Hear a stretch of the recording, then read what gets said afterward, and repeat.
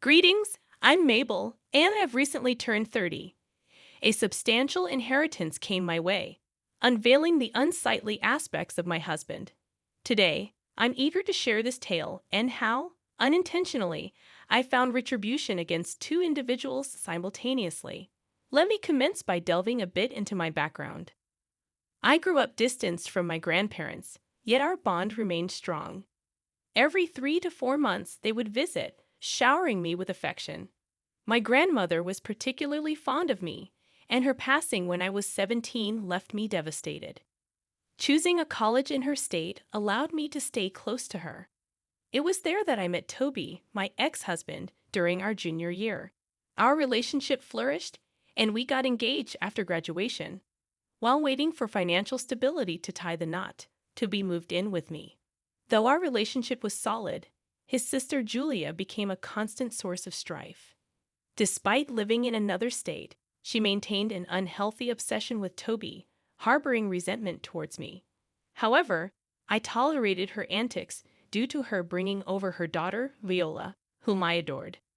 3 years into our engagement, Toby and I decided it was time to marry. The celebration was joyous until, 4 years into marriage, two significant events unfolded. Firstly, my beloved grandmother passed away, leaving me heartbroken and inheriting a substantial fortune. Secondly, Julia and her family returned to town, causing Toby's attention to shift.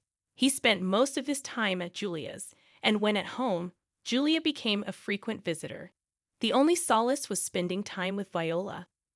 I was still grappling with the grief over my grandmother's passing, and Toby seemed increasingly distant. Attempts to discuss my feelings with him proved futile until one rare evening when he returned home alone after work. "Hey, sweetie, how was your day?" I inquired, seizing the opportunity. "It was pretty good. What about you?" Toby replied, his nonchalant demeanor evident. "I've noticed you've been visiting Julia quite often. What's going on?" I ventured. "We're really close, and I miss her. I just feel better around her," he explained.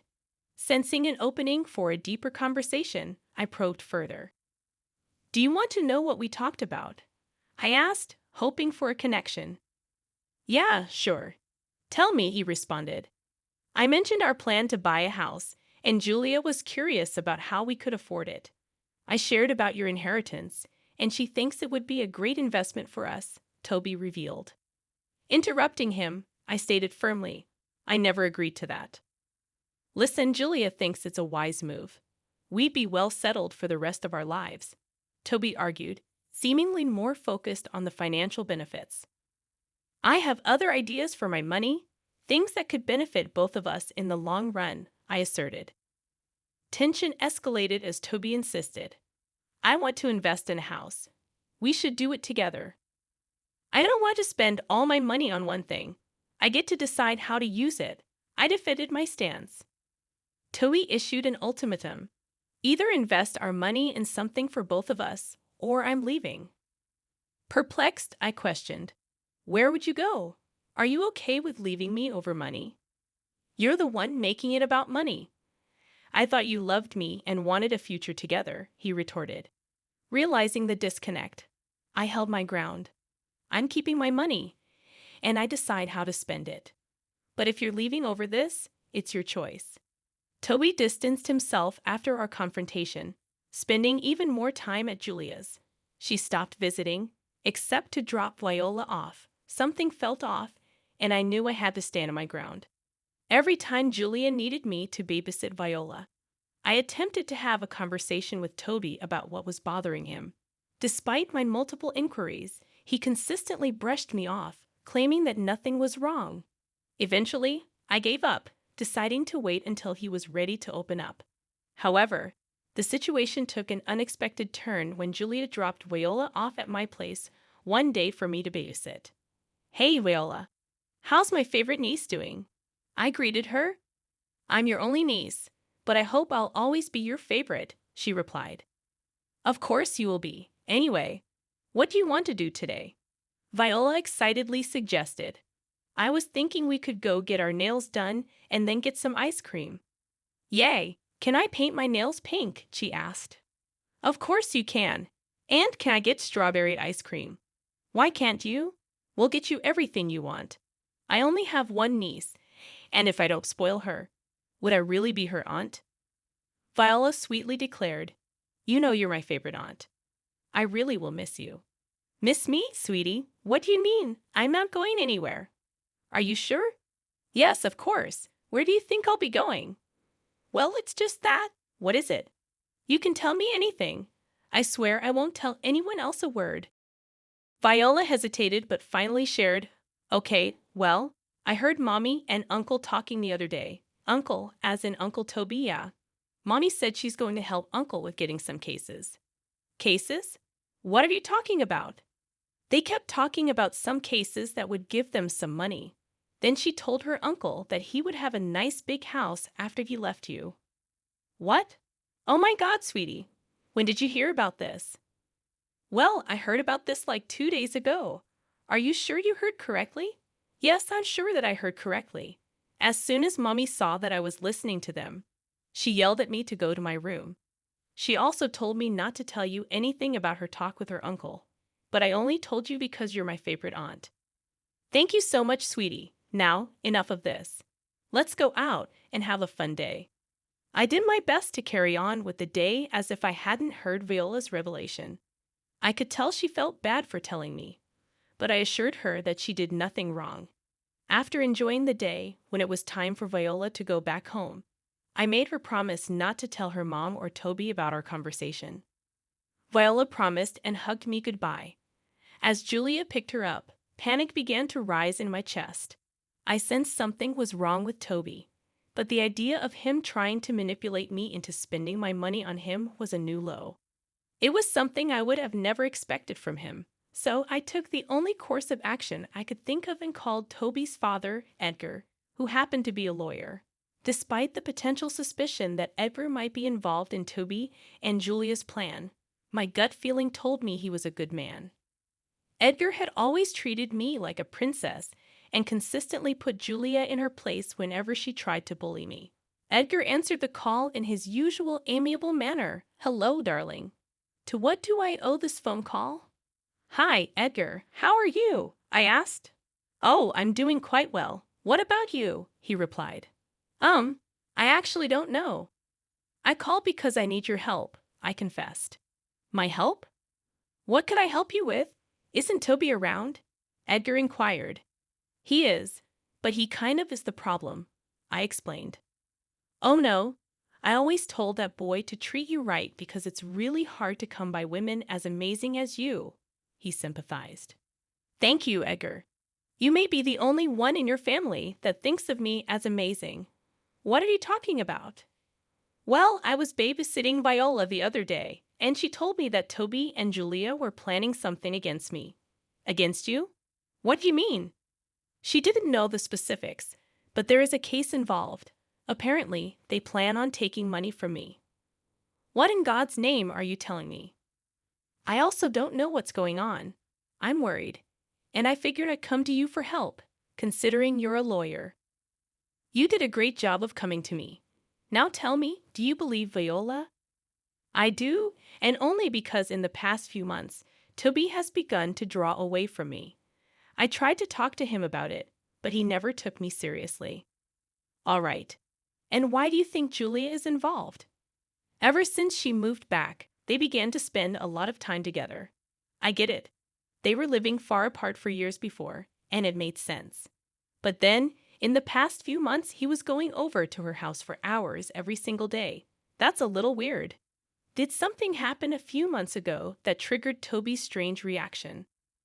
I got my grandmother's inheritance because she passed away.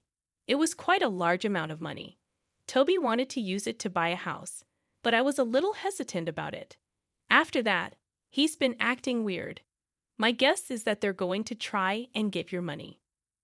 First of all, I'm so worried that my children are doing this to you. This was not how I raised them. Secondly, why don't you drop by my office tomorrow and we'll hash this out properly? That sounds great. And you have nothing to apologize for. You're clearly a good man. Thank you for helping me out. I don't know what I would do without you. I was genuinely grateful that Edgar was helping me out.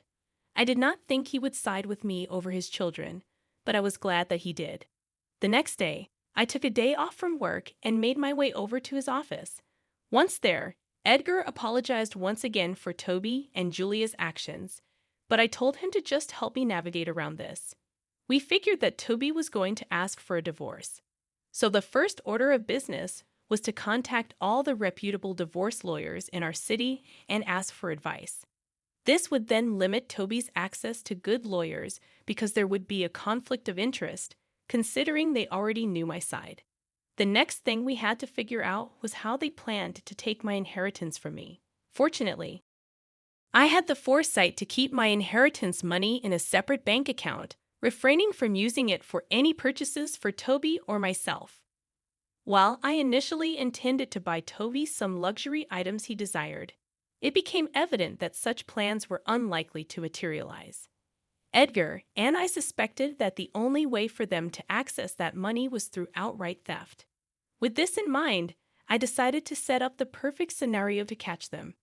My apartment already had a top-of-the-line security system due to my concerns about break-ins, a fact Toby was aware of and agreed to when he moved in. The next step was subtly letting Toby know that my bank details were stored on my laptop. Creating a facade of bank troubles that he could help me with accomplished this effortlessly. Lastly, I informed Toby that I would be meeting a friend over the weekend, leaving him home alone. Meanwhile, Edgar would serve as a witness and corroborate my alibi. During our conversation, I received a notification that money had been transferred from my account to our joint account.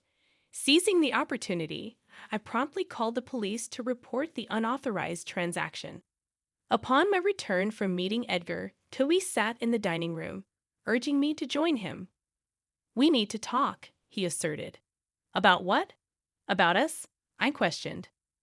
"Okay, we're not working out," he admitted. "I agree. What do you mean?" I responded. "Well, for starters, I didn't like how you threatened to end the relationship over money. I would have spent on us had you not done that. I didn't think that you would. That's another point. You think so lowly of me, and I don't think that's a sign of a good partner. It's as if you've been a good partner. You've been selfish since the start, and I only put up with it because I love you." How in the world was I selfish? I helped you pay off your student loans first instead of mine. I supported you for a whole year when you didn't have a job. I sacrificed so much to make sure you were happy. The few times I didn't do what you wanted, I became a selfish monster to you. Don't act like what you did was some righteous thing. I would have done the same for you. Would you? You never helped me out when I was sick. Why would I think you would sacrifice your comfort for me when I really needed it? You're just trying to make me feel bad. No, and the last reason for not wanting to be with you is that I don't want to be with a lying, manipulative thief. What are you saying? Don't think I don't know about what you and Julia have been planning. I observed you transferring funds from my account to our joint account. I'm aware that you intended to split it during the divorce. Don't bother denying it. I've informed about everything. You've proven to be deceitful, and I see no reason to remain with you. Well, I'll still get half of what I transferred into our account. I still win, Toby argued. If I recall correctly, I had security cameras installed in my apartment, and you made that transaction from my laptop at a time when I wasn't at home. I've already reported you for theft. The police should be here anytime soon. You did what? Oh, here they come. Good luck. I'll see you in court. The relief I felt at finally seeing Toby held accountable was unparalleled. The subsequent weeks were filled with courtroom sessions and evidence reviews. Alongside the theft charges, I filed for divorce, with Edgar serving as my lawyer. He fought vigorously to ensure that Toby paid appropriately for his crimes, and Edgar won the case. Toby was sentenced to 2 years in jail and fined an additional $30,000. The taste of revenge was sweet. As Edgar and I celebrated our victory, Julia approached, conveniently absent during prior trials, only showing up on the day of the verdict. Her anger was evident as she pointed her finger at Edgar. "Dad, you were helping this witch. Give me one good reason why I shouldn't have helped Toby." "I don't know, because she literally put your brother in jail, and he deserved his sentence." That will make him think twice before trying to steal from someone again, Edgar responded. Julia questioned, How could you do that to your own son? How could you do that to your own brother? I retorted, Don't think I didn't see the real reason behind your plan. You were going to help Toby get the money so you could also reap the benefits of it. I was trying to give him a break from this jerk. You have no idea how toxic she is for him. I don't think she was the toxic one, Julia. You were a bad influence on him, and he was stupid enough to fall for your little game. He's getting the punishment he deserves, and maybe now he'll think twice before ever listening to you. You know you're going to lose him this way. He will never talk to you again, Julia stated. Good, because I have no children, as far as I'm concerned, Edgar replied. Don't be so dramatic. I'll be here, but I'm not happy with the way you treated my baby brother. As far as I'm concerned, neither you nor your brother are my children because I know for a fact that this is not how I raised my kids. What are you talking about? What I'm conveying is that I'm disowning both of you, and I want nothing to do with either of you. You can't do that. Actually, I can, and I'm going to do just that. This is all Mabel's fault. If she just thought of someone other than herself for a second, this would not have been happening. No, you should not have been so greedy. I was going to spoil Toby with all the things he wanted, but you had to interfere. You took away everything from him, and I hope you sit and think long and hard about what you did to your brother. Goodbye. I grabbed Edgar's hand and we left. We couldn't help but let out a chuckle at what had happened. I was happy that Toby got what he deserved, and that I was going to be free of his manipulative ways. I was also happy to see Edgar take my side. I did feel bad that it was because of me that he had lost both of his children, but he assured me that it was their own decisions that led to that.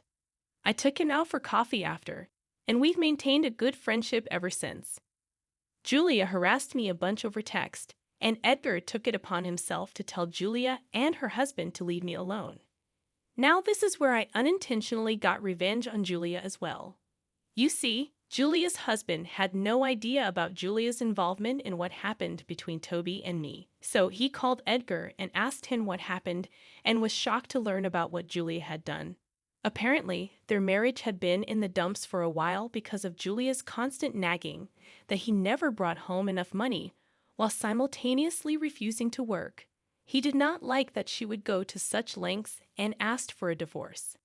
Of course, he also asked for full custody of Viola and managed to get almost full custody.